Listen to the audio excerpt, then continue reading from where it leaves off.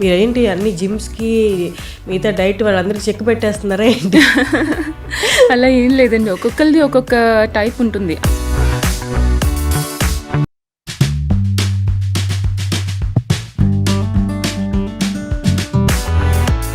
కానీ మీరు ఇంతకుముందు మీ రొటీన్ స్టార్ట్ చేసే ముందు జిమ్కి వెళ్తే వెళ్ళారా? ప్రెగ్నెన్సీ టైంలోని ఇంకా ట్విన్ ప్రెగ్నెన్సీ, సో బాగా పుట్ ఆన్ అయ్యాను అనమాట. మనంతటా మనం రొటీన్ ఫాలో అయ్యి తగ్గడంలో చాలా వరకు న్యూట్రిషన్ బ్యాలెన్స్ అనేది ఇంబ్యాలెన్స్గా ఉంటుంది కదా. మనం ఏం తినాలి అని ఆలోచించుకునే కన్నా ముందు ఏం అవాయిడ్ చేయాలి అనేది ఆలోచించాలి. సడన్ వెయిట్ లాస్ అనేది స్కిన్ సాగి చేస్తుంది, ముడతలు వచ్చేస్తాయి, కొలాజిన్ పడిపోతుంది అంటారు. అవన్నీ జాగ్రత్తలు మీరు చెప్తారా? మీరేం జాగ్రత్తలు తీసుకున్నారు? నేను కరెక్ట్గా 500 డేస్లో 50 kgs తగ్గాను. సో అలా కన్సిస్టెంట్గా తగ్గానే తప్పించి ఒక్కరోజు కూడా నేను బ్రేక్ తీసుకోలేదు. ఇప్పుడు కరెంట్ వెయిట్ ఎంత? యాక్చువల్లీ దానికి కూడా నేను ఒకటి చెప్తాను. ఇప్పుడు చాలామంది నా వీడియోస్ చూస్తే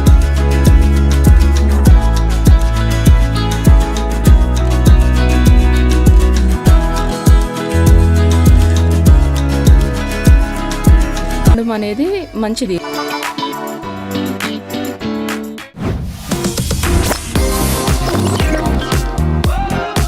hello yes, welcome to talk show with Harshini. ఈ పాడ్కాస్ట్ సిరీస్లో నా ఫస్ట్ గెస్ట్ని ఇంట్రడ్యూస్ చేసే ముందు మీరు ఒక్కసారి ఈ వీడియో గ్లిమ్స్ అండ్ ఫొటోస్ చూడండి. నా వెయిట్ తెలుసు కదా, 115 kgs నుంచి ప్రస్తుతం 72 kgsకి వచ్చాను. అలా 42 kgs వెయిట్ లాస్. సో 1 yearలో నేను పడ్డ స్ట్రగుల్ అంతా కూడా మీరు ఈ వీడియోలో చూడొచ్చు.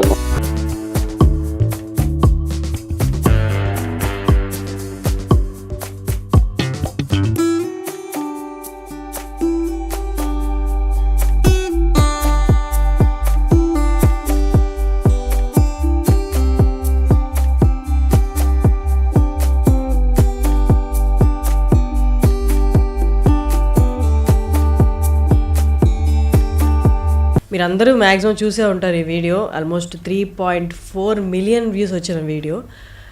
నేను కూడా అప్పుడు చూశాను. అంటే ఎలాంటి గైడెన్స్, జిమ్కి అంత పే చేసి ఇంత పే చేసి అలా కాకుండా స్వతహాగా తన ఇంట్లో తన రొటీన్ ఫాలో అవుతూ బాడీని కంట్రోల్లోకి తెచ్చుకున్నాను అనమాట.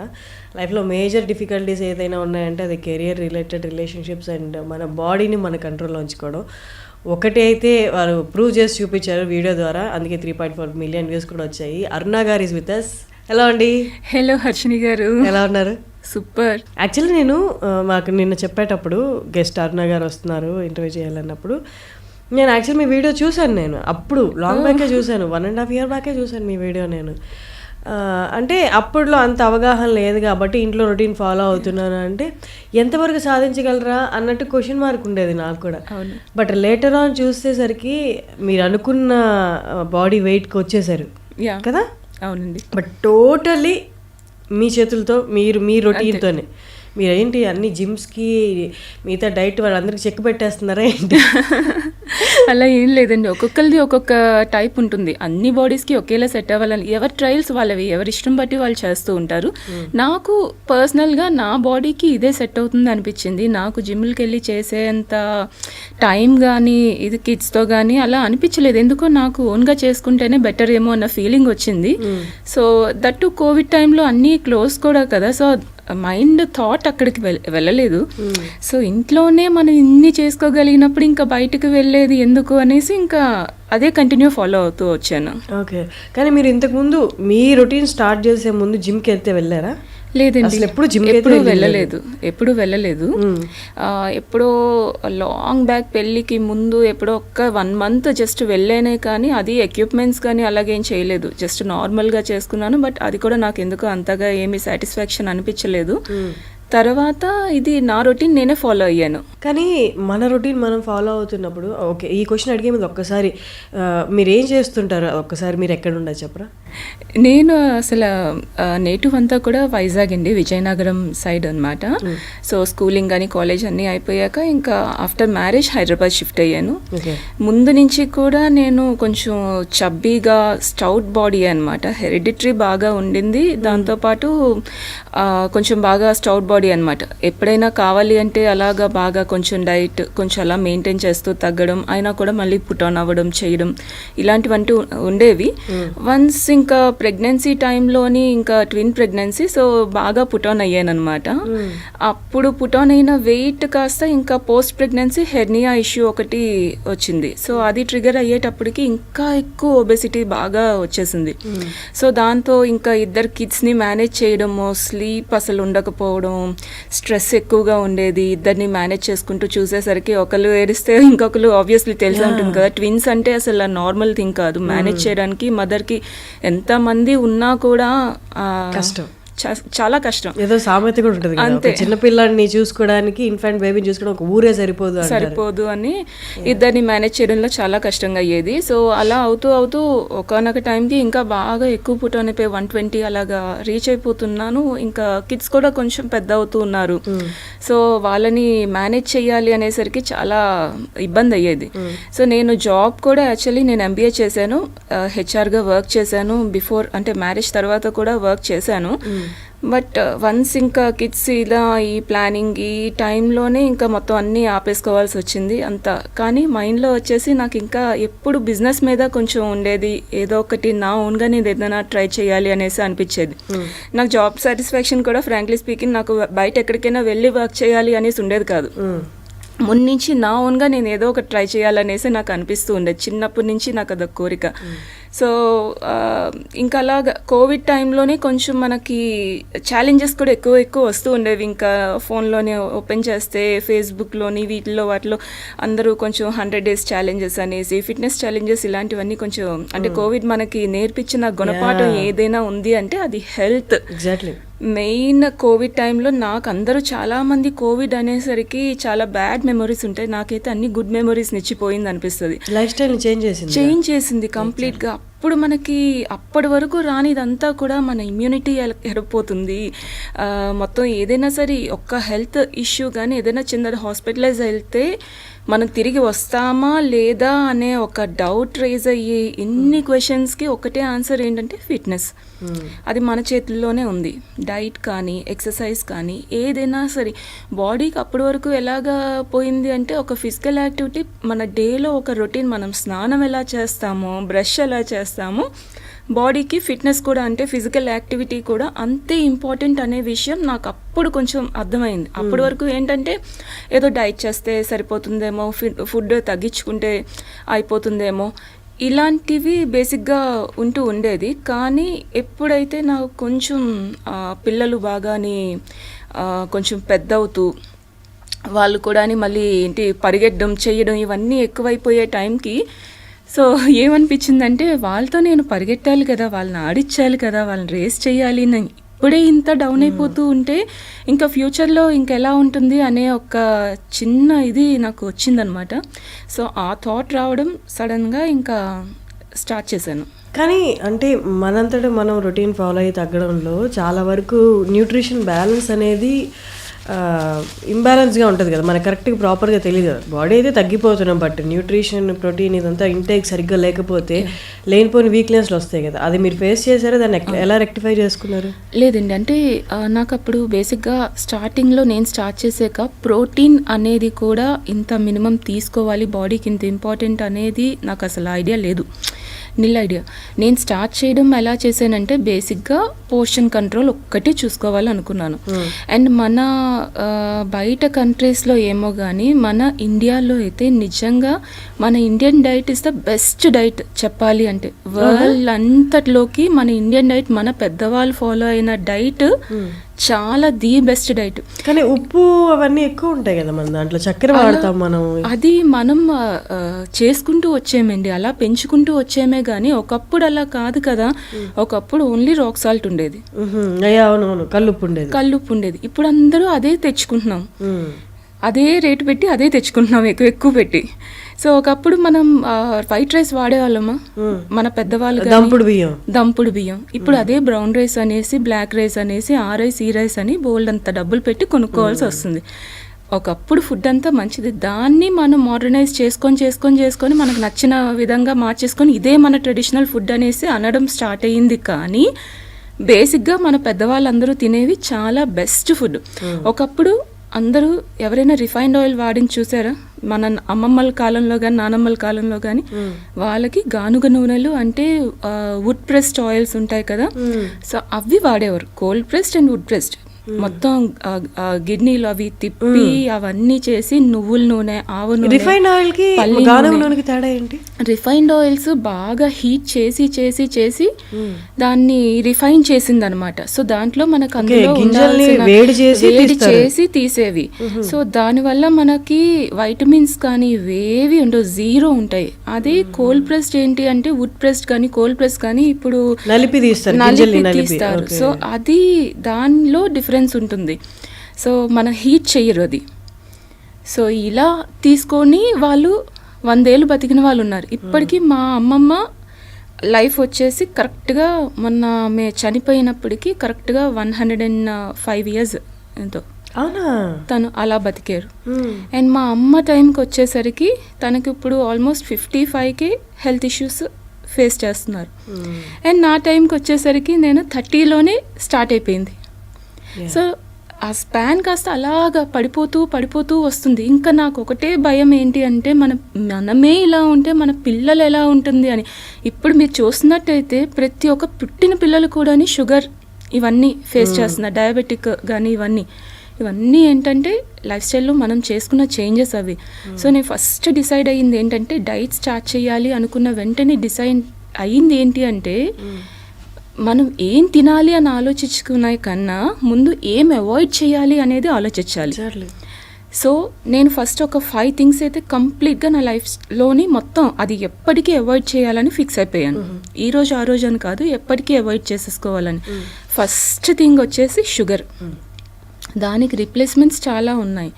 సో అదే షుగరే వాడాలి అనేసి ఏమీ లేదు. రిప్లేస్మెంట్స్ ఇన్ని ఉండేటప్పుడు డేట్స్ కానీ జాగ్రీ కానీ ఇలాంటివి చాలా ఉన్నాయి, హనీ అని అన్నీ ఉన్నాయి. ఆ వాడే విధానం కరెక్ట్గా ఉంటే ఏదైనా సరే ఎక్సెస్గా యూస్ చేస్తే మంచిది కాదు, కానీ అట్లీస్ట్ దీని మీద అది బెటరే కదా అని. సో ఫస్ట్ షుగర్ అవాయిడ్ చేసేయాలనుకున్నాను. Next thing maida. కంప్లీట్ ఇంకా మైదాకి ఎంత అలవాటు పడిపోయారంటే బయట ఒక కేక్ తినాలన్నా, ఒక పరోటా అయినా, రోటీ, నాన్ అని ఇవ్వని అవని ఏదైనా కంప్లీట్ ఆ మైదాతోనే. సో మైదా అనేది మన బాడీలోకి వెళ్ళాక అది డైజెస్ట్ అవ్వడానికి ఒక రోజు పైనే పట్టేస్తుంది. అది కంప్లీట్గా పేగులకు చుట్టుకుపోతుంది. సో ఇన్ని డ్యామేజెస్ చేసే మైదాని ఫస్ట్ నా డైట్లోంచి తీసేయాలనుకున్నాను. అది బై ప్రోడక్ట్ ఆఫ్ గోధుమలు బై ప్రోడక్టే కదా, అది ఎందుకని అంత డేంజరస్ మైదా? లేదండి, అది రిఫైన్ చేసే అందుకే రిఫైన్డ్ ఫుడ్ ఏదైనా కూడా మంచిది కాదు అనేది. కంప్లీట్ రిఫైన్డ్ ఏదైనా సరే హెల్త్కి మంచిది కాదు. సో అందుకు మైదా ఒకటి అవాయిడ్ చేశాను. అండ్ నెక్స్ట్ ఈ రిఫైన్డ్ ఆయిల్స్ కంప్లీట్ అవాయిడ్ చేసేయాలనుకున్నాను. And deep fry food. Refined oils avoid చేస్తే మీరు ఆయిల్ ఎక్కడి నుంచి తెచ్చుకుంటారు యూజువల్లీ? నేను ఊర్లో ఆడించుకుంటామండి. ఏ ఆయిల్ వాడతారు? నువ్వులు. నేను 5 వెరైటీస్ ఆఫ్ ఆయిల్స్ అలా పెట్టుకుంటాను. సో ఒకదానికి ఒకటి అని వాడను. సో 5 వెరైటీస్ నా కిచెన్లో ఉంటాయి. నువ్వుల నూనె, ఏం వాడతారు? ఏ ఆయిల్ వాడతారు? నువ్వుల నూనె కానీ లేకపోతే టేస్ట్ని బట్టి. ఇప్పుడు పులిహోర లాంటిది ఏదైనా చేసుకుందాం అనుకోండి, ఆవ నూనె యూస్ చేస్తాం, దాన్ని టేస్ట్ ఎన్హాన్స్ అవుతుంది. అలాగే దోశ వేసుకున్నాము లేకపోతే కర్రీ చేసుకున్నామంటే నువ్వుల నూనెతో కర్రీ.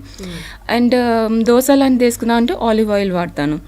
అండ్ ఇంకా ఏదైనా స్వీట్ ఐటమ్ కానీ లేకపోతే ఇంకేదైనా లడ్డూస్ చుట్టుకోవడము హెల్దీగా ఇలాంటివి ఏమైనా చేస్తుంటే గీ వాడతాను. సో ఇలా డిఫరెంట్ ఆయిల్స్ అన్నీ కూడా పెట్టుకుంటాను. సో ఒక్కొక్క దానికి ఒక్కొక్క టేస్ట్ బాగుంటుంది కదా, సో ఆ ఆయిల్ తగ్గట్టుగా అది యూస్ చేస్తాను. మామూలు డైలీ కర్రీస్కి, వేపుడికి, వాటికి నువ్వుల నూనె అంతే. డీప్ ఫ్రై అయితే అసలు లేదు ఇంట్లో, కంప్లీట్ జీరో. నార్మల్ నూనె, గానుగ నూనె, ఏదైనా డీప్ ఫ్రై తీసుకోను. ఏదైనా కావాలి అంటే ఇప్పుడు నాకు ఒకవేళ బజ్జీ తినాలనిపించినా, పకోడీ లాగా ఏమైనా తినాలనిపించినా గుంత పొంగనాలు పెనాలు ఉంటాయి కదా, వాటిల్లో వేసుకోవడం. మళ్ళీ ఎయిర్ ఫ్రైయర్స్ వీటికి కూడా వెళ్ళను. నేను ఇంట్లో ఓవెన్ కూడా తీసి పడేసాను. నేను బయట అవెన్ కూడా నేను తీసి పడేసాను. ఎలక్ట్రిక్ హీట్ అనేది కూడా బాడీకి మంచిది కాదు. నేను దాని మీద చాలా స్టడీస్ అన్నీ చూశాను. సో అది కూడా మనకి తెలియదు, కానీ దానివల్ల కాఫ్ కానీ ఇవన్నీ లోపల చాలా డ్యామేజెస్ ఉంటాయని నేను చూశాను. సో అప్పటి నుంచి ఫస్ట్ ఓవెన్ అయితే నేను తీసి పడేశాను.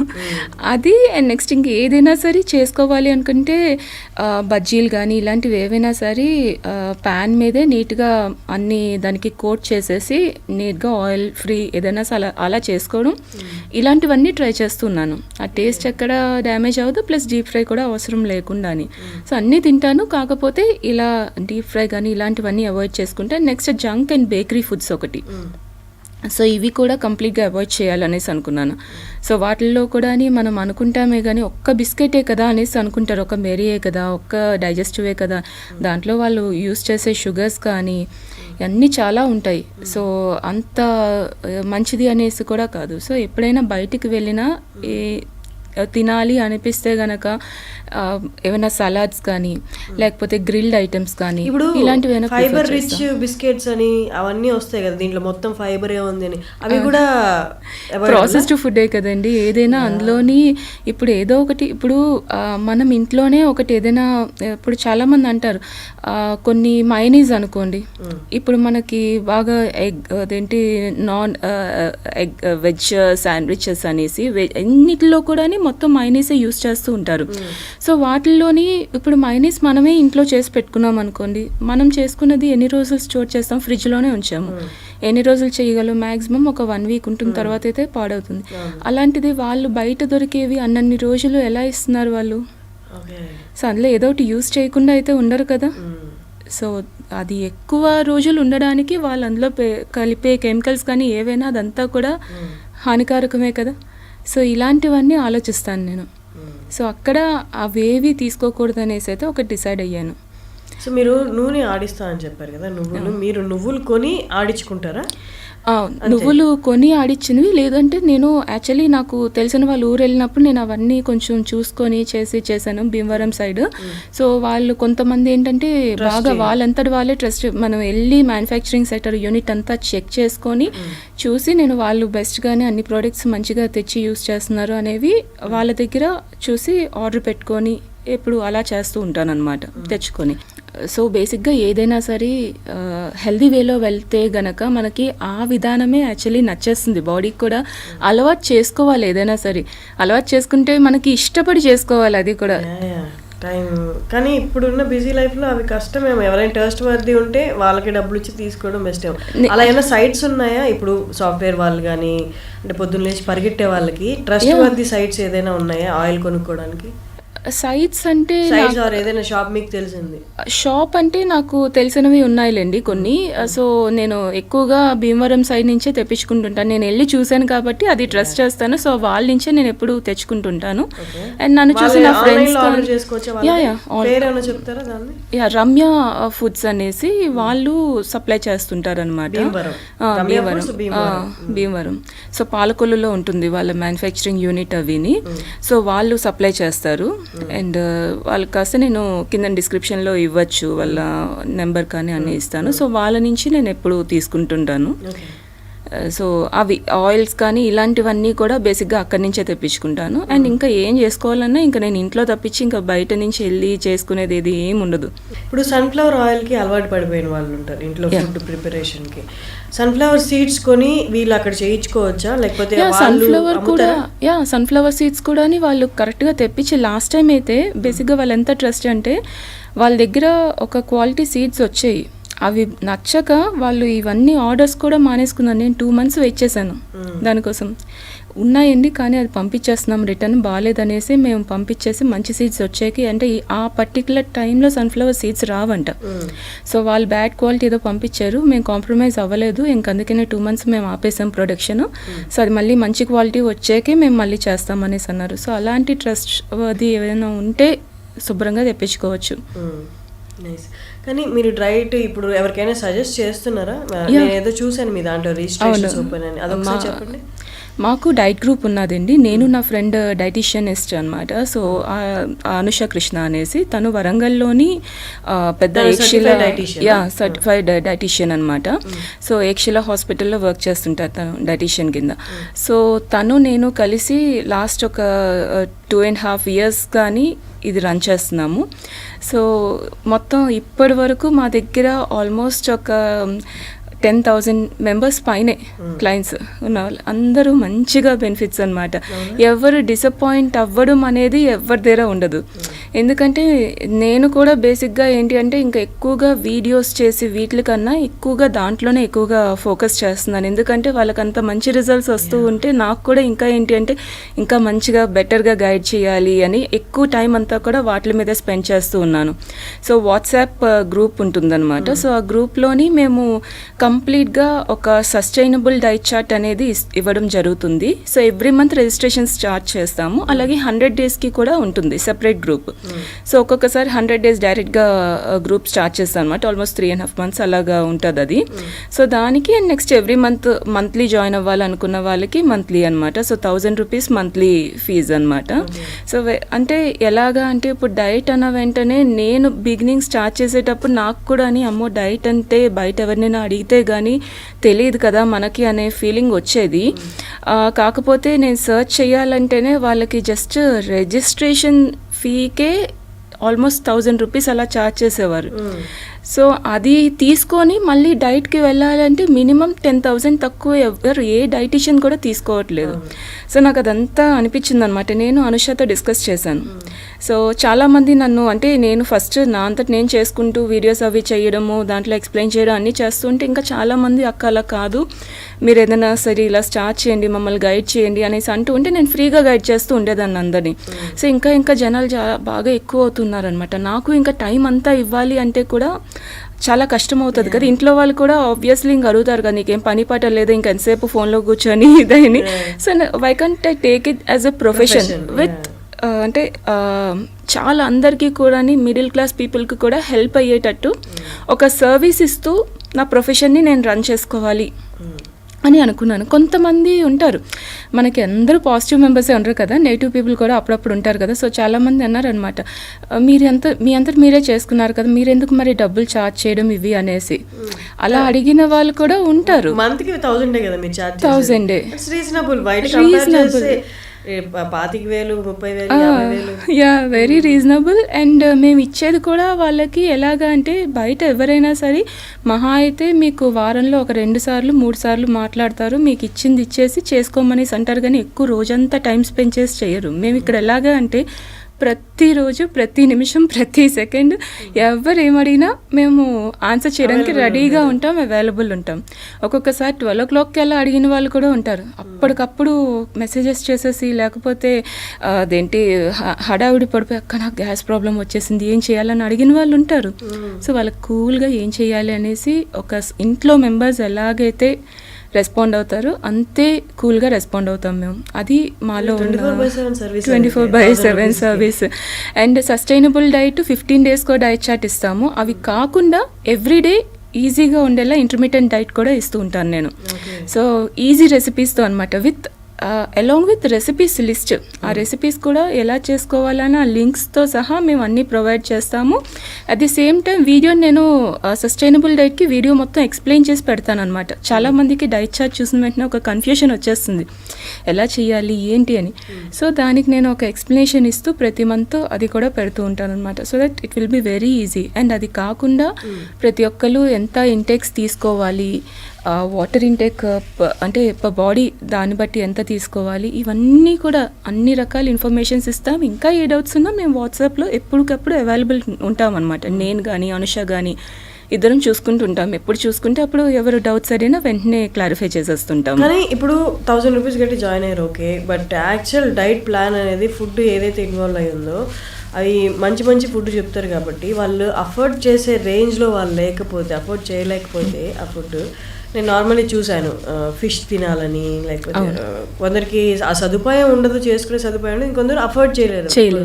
అలాంటి వాళ్ళకి ఇలాగా అసలు న్యూట్రిషన్ బ్యాలెన్స్ అనేది ఎలా అవుతుంది? మా డైట్ చార్ట్ ఎలా ఉంటుందంటే విత్ ఆప్షన్స్ ఇస్తాం అందుకనే. ఓకే. సో ఆప్షన్స్లో ఎలాగా అంటే ఇప్పుడు బ్రేక్ఫాస్ట్ ఉందనుకోండి ఫర్ ఎగ్జాంపుల్ ఎగ్ ఆమ్లెట్ ఇచ్చాను. సో ఎగ్ ఆమ్లెట్కి ఇప్పుడు వెజిటేరియన్స్ ఎగ్ తినరు.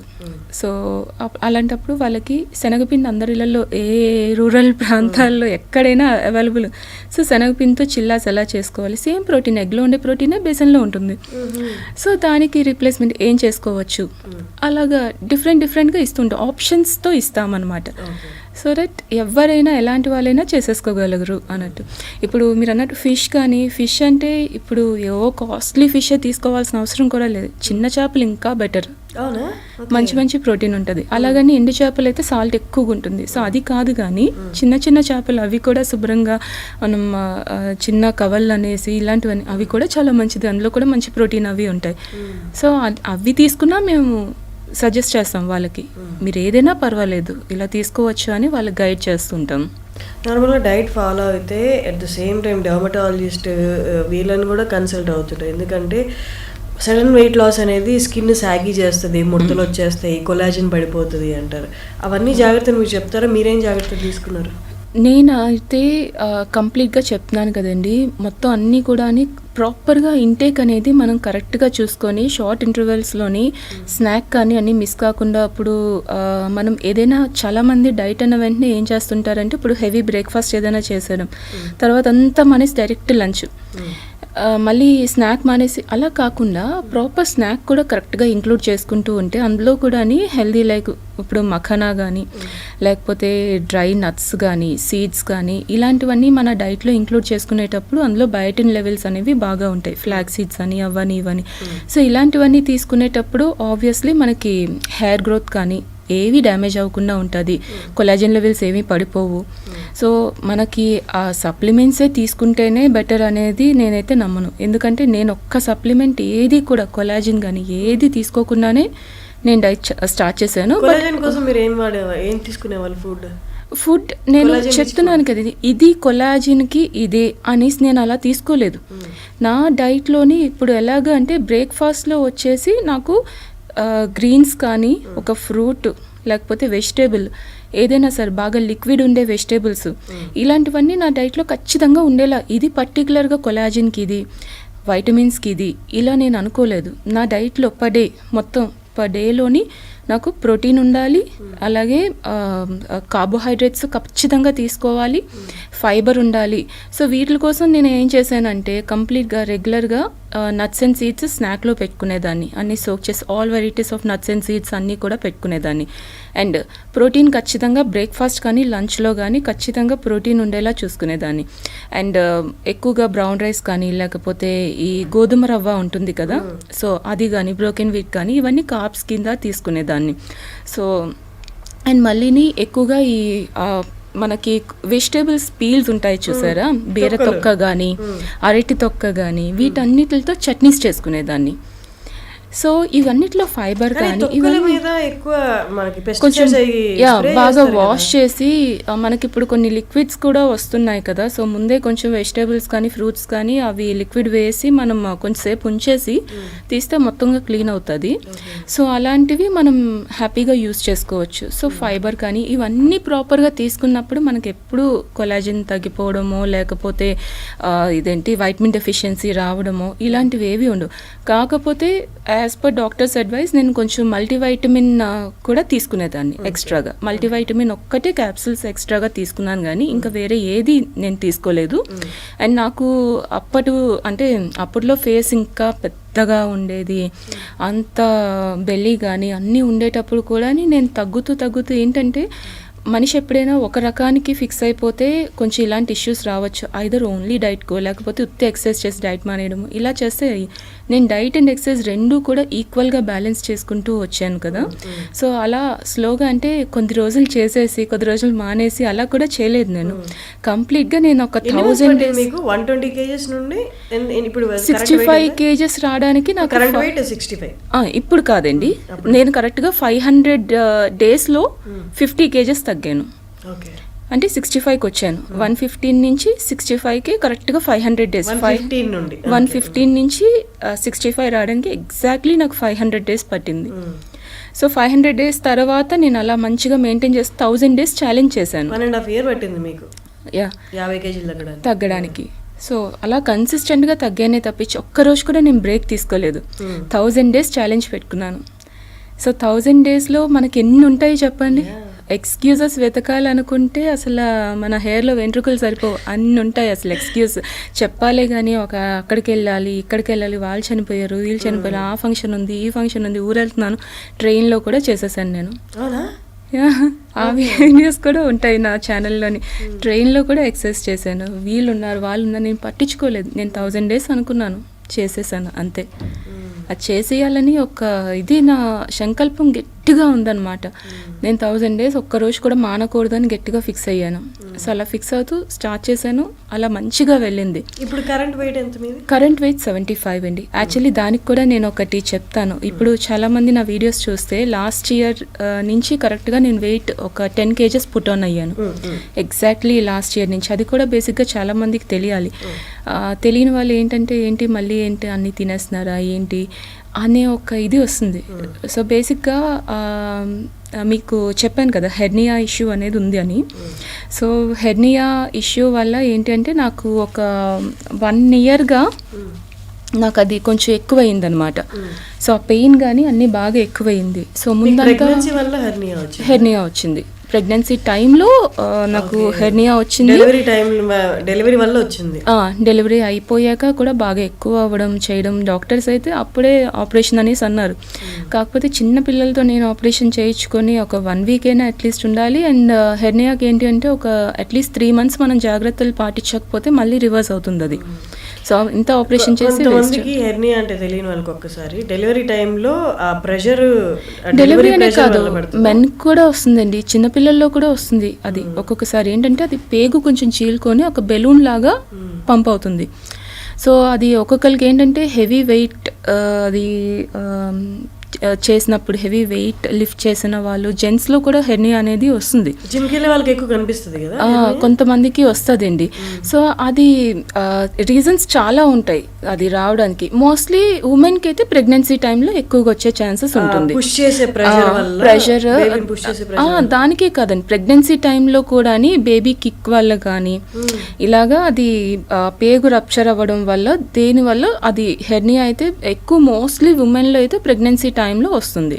సో నాకు అదే ట్విన్ ప్రెగ్నెన్సీ వల్ల ఇంకా కొంచెం బాగా అయ్యిందనమాట. సో అది అయిపోయాక అడ్వైస్ చేశారు, వెంటనే ఆపరేషన్ చేసుకోమని చేశారు. బట్ నాకేంటంటే ఇంకా పిల్లల్ని చెప్పారనమాట 3 months నువ్వు కరెక్ట్గా రెస్ట్ తీసుకోకపోతే మాకు మళ్ళీ అది ఏం చేయలేము, ఆపరేషన్ చేసినా మెష్ వేస్తారు. సో ఆ బెలూన్ లాగా అది పంప్ అవ్వకుండా.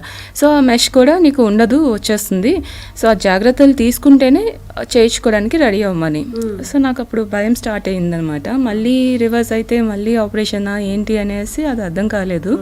సో అప్పుడు ఏమనుకున్నాను, ఎక్సర్సైజ్ స్టార్ట్ చేశాక డాక్టర్స్ అయితే ఫస్ట్ నేను ఎక్సర్సైజ్ స్టార్ట్ చేశాక ఇలాగ చేస్తున్నాను అనేసి అన్నప్పుడు తిట్టారు అనమాట. అది చూసి నా గైనికే తిట్టారు, ఎందుకు ఇలా చేస్తున్నా, యాప్స్ అవి చేయకూడదు నువ్వు హెర్నియాతో ఇది అది అని. ఓకే అనేసాను. మళ్ళీ నేనే చేసుకుంటూ వచ్చాను. అబ్డామిన్ బెల్ట్ ఒకటి వేసుకునేదాన్ని ఖచ్చితంగా. నేను ఒక 1000 days వరకు అబ్డామిన్ బెల్ట్ మానలేదు. కంప్లీట్ నా బెల్లి అంతా తగ్గే వరకు అబ్డామిన్ బెల్ట్ వేసుకుని చేస్తూ ఉండేదాన్ని. సో అలా చేసుకుంటూని మొత్తం బెల్లి ఫ్యాట్ అంతా కూడా బాగా తగ్గింది. అండ్ లాస్ట్ ఇయర్ కరెక్ట్గాని నాకు పెయిన్స్ మళ్ళీ బాగా ఎక్కువ వచ్చాయి. అప్పటి వరకు నాకు పెయిన్ కానీ ఏమీ లేదు హెర్నియా వల్ల.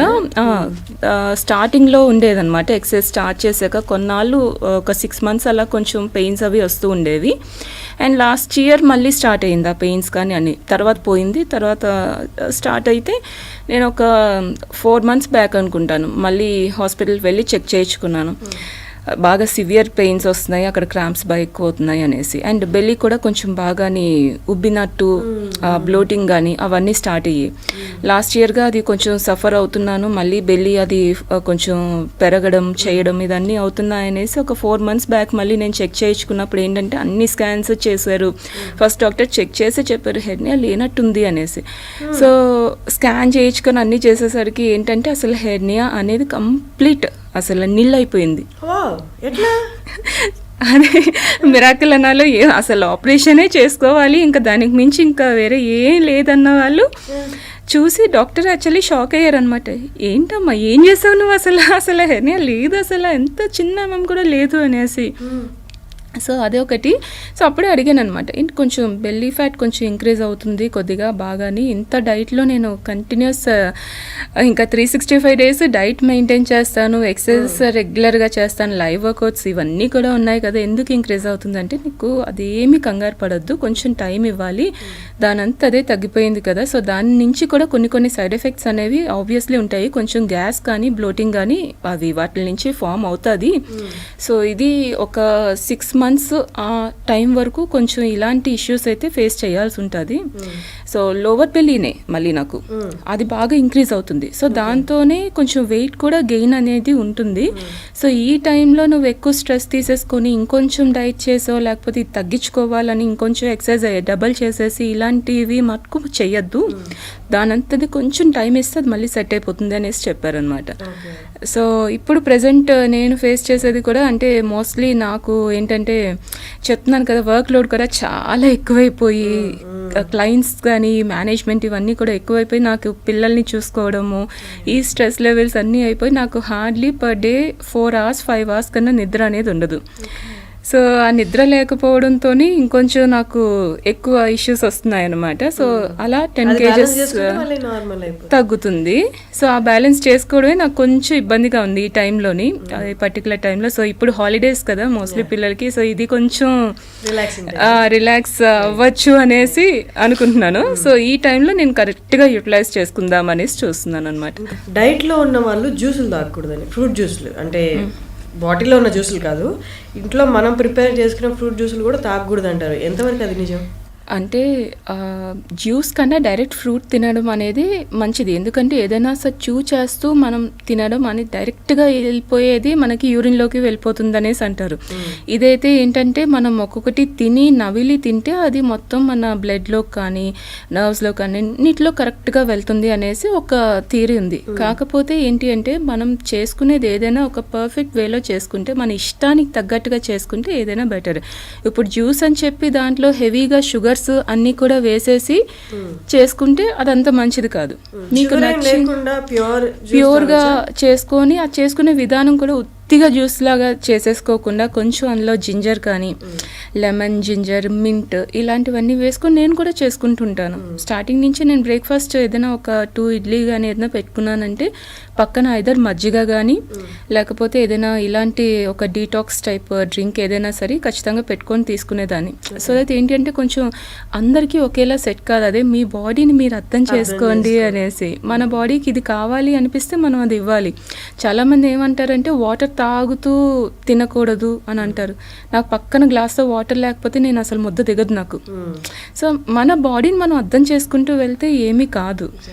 సో అది కాకుండా ఇప్పుడు చాలామంది మీరు ఆపేశారు అనుకోండి, పిల్లలు ఇప్పుడు తింటున్నారు, వాళ్ళకి సడన్గా దాహం వేసింది అనుకోండి, వస్తుంది కదా దాహం అనేది వస్తుంది కదా, లేదు నువ్వు తిన్నాక 1/2 hour తర్వాతే తాగాలి అదే రూల్ అనేసి మనం ఉంటే వాళ్ళు తినగలరా? వాళ్ళకి ముద్ద దిగదు, అలాగే ఉండిపోతుంది, అవ్వదు కదా. సో కొన్ని ఏంటంటే మన అలవాట్లకి మన అభిరుచులకి తగ్గట్టుగా కూడా మనం మార్చుకుంటూ వెళ్ళాలి. ఇప్పుడు డైట్ చేసే వాళ్ళందరినీ కూడా మా క్లయింట్స్ అందరికీ కూడా మీరు ఇలాగే చేయాలి, మీరు ఇంతే చేస్తేనే ఇలా తగ్గుతారు అనేసి నేను ఎప్పుడు చెప్పను. మీ ఇష్టాలు ఏంటి అనేసి ఫస్ట్ తెలుసుకుంటాను. నేను ఇచ్చే డైట్ మీకు నచ్చుతుందా లేదా అది ఫస్ట్ తెలుసుకుంటాను. లేకపోతే మీ ఇష్టాలు ఏంటి, కొంతమంది అంటుంటారు అనమాట, అక్క నేను ఇది చేయలేకపోతున్నా, ఇది తినలేకపోతున్నా, నన్ను నచ్చదు. సో మీ ఇష్టం ఏంటి దానికి తగ్గట్టుగా నేను చెప్తాను అనమాట, వాళ్ళు గైడ్ చేస్తాను. సో వాళ్ళు ఆ వేలో వెళ్తారు. ఒకటి ఏది కూడా మనం ఒకళ్ళ మీద రుద్దేయకూడదు. మన ఇష్టాలు మనకు వర్కౌట్ అయ్యింది అనేసి ఇంకొకరికి అదే పనికొస్తుంది అని వాళ్ళ మీద రుద్దేసి మీరు ఇంతే తినాలి ఇంతే చేయాలి లిమిటేషన్స్ పెట్టేసరికి వాళ్ళు ఇంకొంచెం క్రేవింగ్ అని అన్నీ పెరిగిపోతుంటాయి. నైస్ గ్రేట్ టాకింగ్ టు అరుణ గారు. నాకు తెలిసి హోప్ఫుల్లీ ఇది చాలా మందికి యూజ్ అవుతుంది అనుకుంటున్నాను. ఇన్ఫర్మేషన్ చాలామంది స్ట్రగుల్ అయ్యేది దీనికి, బాడీని కంట్రోల్లో తెచ్చుకోవడం చాలా కష్టం అనుకుంటూ ఉంటారు. మేబీ మిమ్మల్ని ఇన్స్పిరేషన్గా తీసుకొని చాలామంది ఇప్పుడు ఆ డైట్ అంటే టీనేజ్ వాళ్ళు కూడా పాపం ఎంత ఇబ్బంది పడుతున్నారంటే వాళ్ళకి కూడా ఒక ఇన్స్పిరేషన్ అవుతుందని నేను అనుకుంటున్నాను. Thank you so much for coming అండి. థ్యాంక్ యూ హర్షిని గారు.